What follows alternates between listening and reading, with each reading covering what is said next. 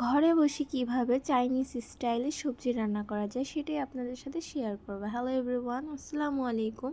This is me Sanjida, welcome to my another new blog. আজকে আমরা gas নাই, যার কারণে ইট দিয়ে লার্কি চুলা রান্না করছি। এখানে আমরা প্রথমেই গাজর দিয়ে দিয়েছি, পেঁপে দিয়ে দিয়েছি, গরম পানিতে সিদ্ধ করছি। এর মধ্যে বরবটি দিয়ে দিয়েছি, পরিমাণ মতো লবণ দিয়ে দিয়েছি। অন্য একটি পাত্রের মধ্যে আমরা দুধ নিলাম, এর মধ্যে পরিমাণ মতো চিনি আর কর্নফ্লাওয়ার অ্যাড করেছি। আর এখানে অ্যাড করেছি টমেটো সস।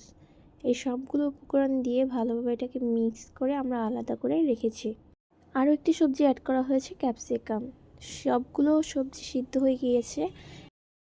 এখন একটি কড়াইতে ঘি দিয়েছি, এর মধ্যে সিদ্ধ করা মাংস ছিল সেটাকে দিয়ে দিলাম।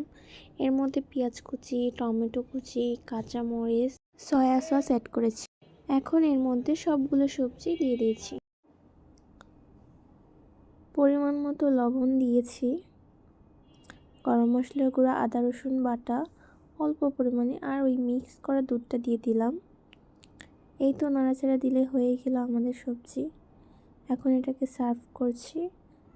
আপনারা চাইলে এভাবে তৈরি করতে পারেন।